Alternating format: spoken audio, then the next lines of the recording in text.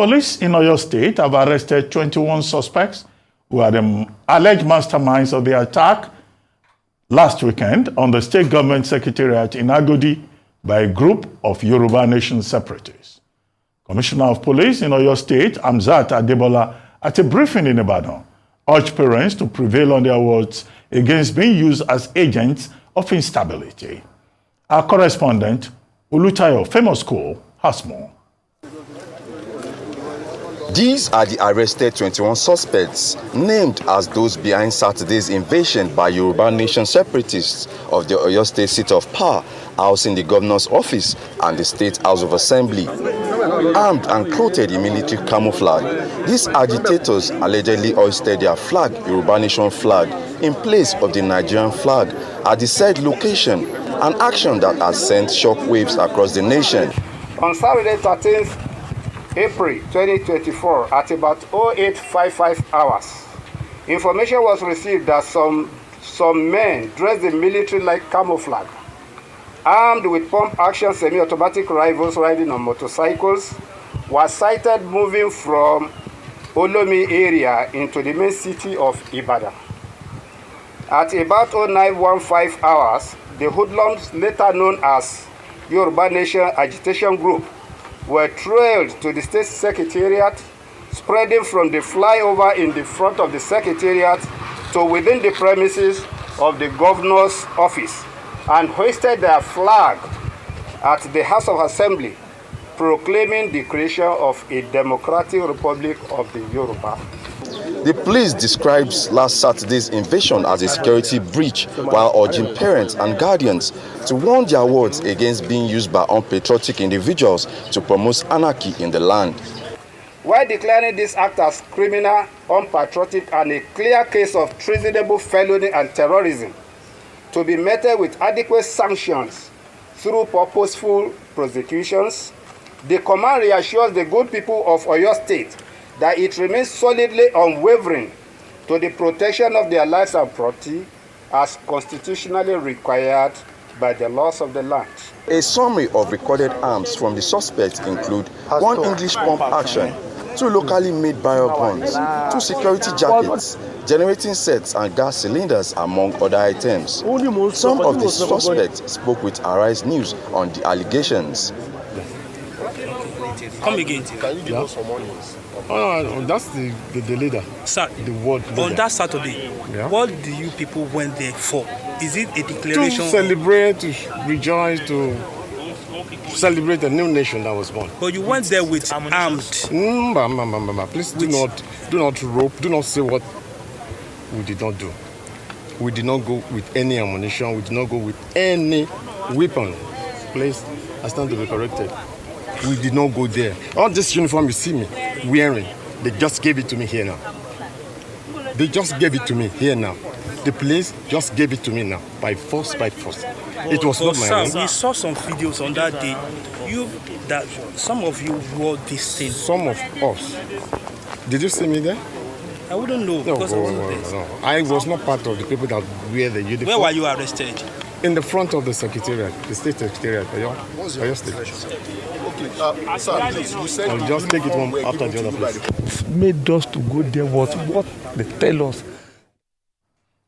I'm now being joined by Professor Banji Akintoye, academic, historian, writer, leader of Ilana Omo Oodua, leader of the Yoruba Self-Determination Movement, which pushes for an independent, self-governing nation for Nigerians of Yoruba extraction.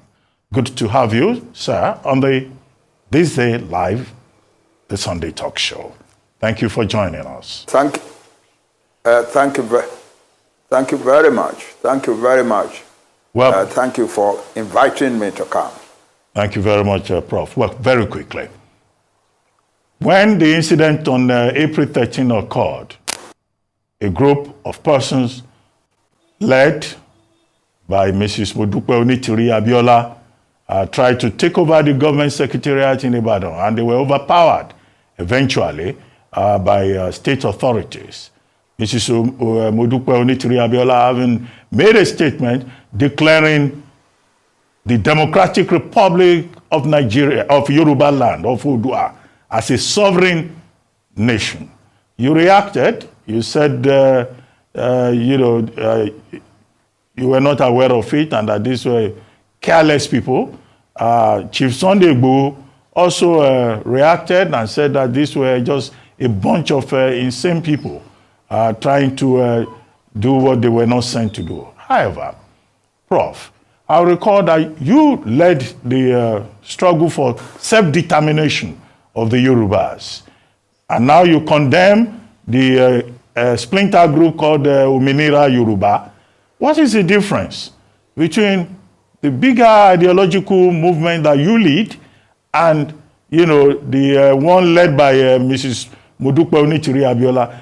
Could it just be that the difference is just method? Isn't the idea the same? Well, they are not the same. We started a movement for the liberation of the Yoruba nation from Nigeria under existing laws of the international community. People don't seem to recognize that. There is a law, the United Nations Declaration of the Rights of Indigenous Peoples, permits every nation that wants to separate from their country that they belong to now to do so. But you have to do it peacefully. That's a provision. You cannot say because you want self-determination for your nation out of a country, you want to destabilize the country, you want to break down the peace of the country, you want to attack the laws of the country. No, that's not allowed.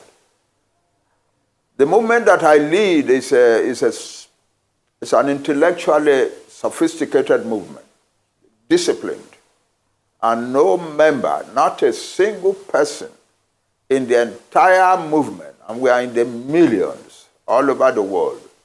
We are in the millions.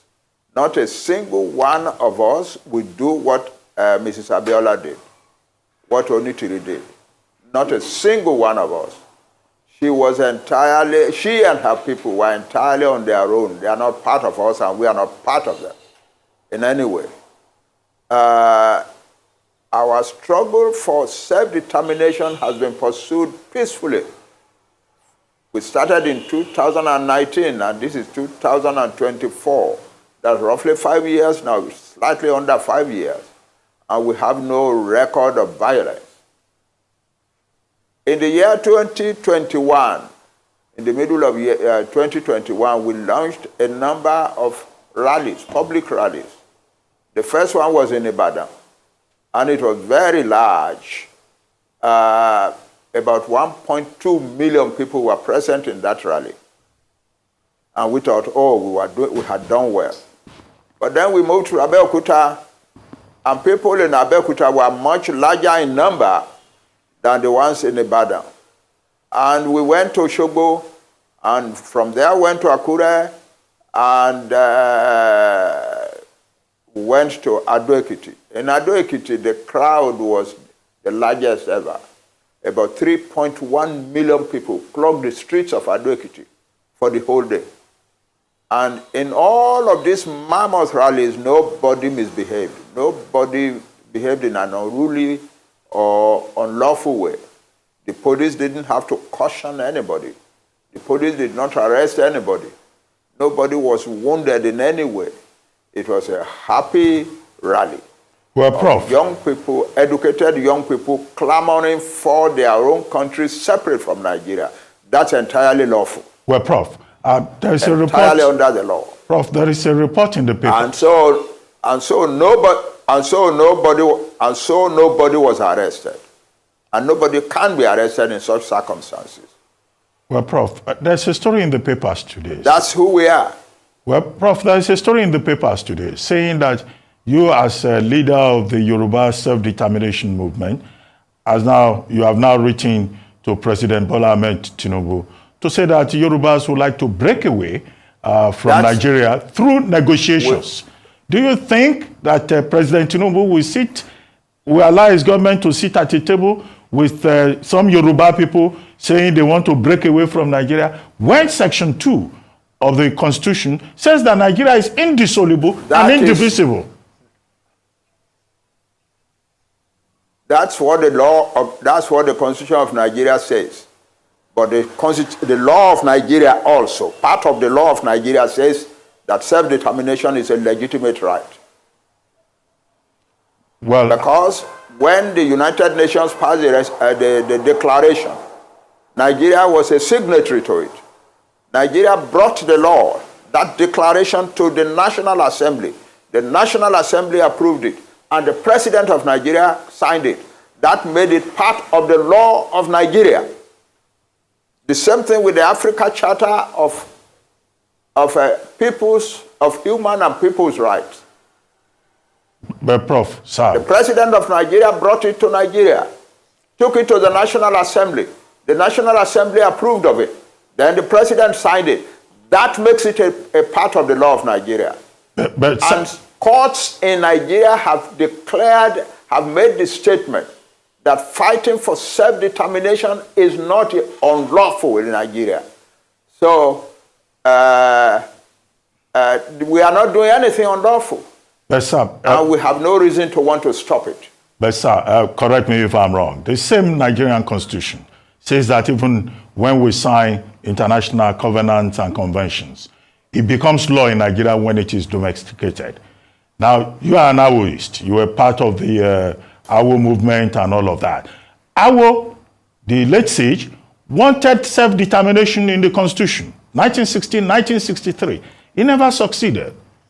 And the Nigerian Constitution does not allow anybody to say they want to break away from any part of Nigeria. So I don't know. I mean, you are the teacher of history. The law, the laws of Nigeria allows individual Nigerians or groups of Nigerians to advocate for self-determination for their people. That cannot be contradicted. The laws of Nigeria allows peoples in Nigeria to advocate for the self-determination of their people. Well, I'm just that's the law. Well, but that's why when we went on rallies and so on, nobody could arrest any one of those boys and girls. Well, because they were acting entirely lawfully. Okay, Prof. No, listen, there is in this kind of situation after the folly and the criminal folly by Onitiri and the others, there is a natural reaction, and people are now saying that Nigeria are now saying things that are really not true about Nigeria. The laws of Nigeria allow Nigerians to fight for the self-determination of their people peacefully. Well, I'll try and check. And Yoruba people who are fighting peacefully for the self-determination of the Yoruba nation from Nigeria are doing it absolutely lawfully. But do you have any expectation that President Tinubu will sit down and negotiate for the Yorubas to leave Nigeria when he is himself a Yoruba man? That is the business of the president. He will do what he thinks is good for the country. We will do what we think is good for our own nation from Nigeria. And nobody is disputing the fact that we Yoruba are being destroyed in Nigeria. Last night, only this last night, crowds of young people called me from somewhere in Oyo State that Fulani people had invaded their village and had scattered the whole place. We cannot continue to live like that. If anybody thinks that a people like the Yoruba people will continue to live like that, you are deceiving yourself. You may pander to the Constitution. You may pander to the authorities of the land. But you cannot twist the truth out of existence. That's the thing. You cannot say you do not know that the Yoruba people are under pressure in Nigeria. You cannot say that Yoruba people are not being killed and killed in Nigeria. You cannot say that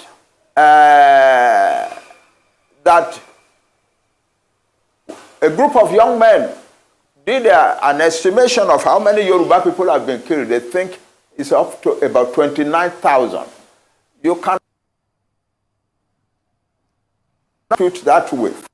So why are some people behaving as if you're pandering to the government and pandering to the government, to the authorities?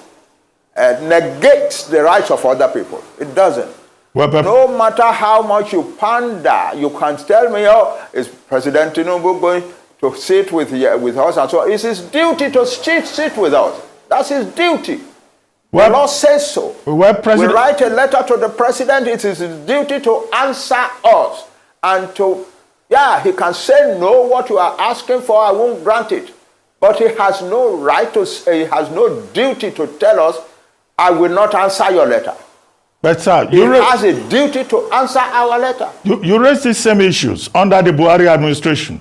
President Buhari did not just ignore. Yes. He went after Sunday Igboho and he showed that his government would not allow any kind of challenge from anybody, whether Yoruba or Igbo. Why would President Tinubu listen to you, even when you said you were not interested in the election? The president can say that as much as they like, but the president cannot unilaterally change the law of the land. That's the truth.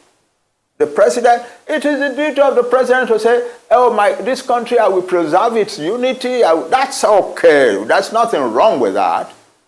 But that does not negate the lawful right of the people of Yoruba land or whatever part of Nigeria to seek for their self-determination.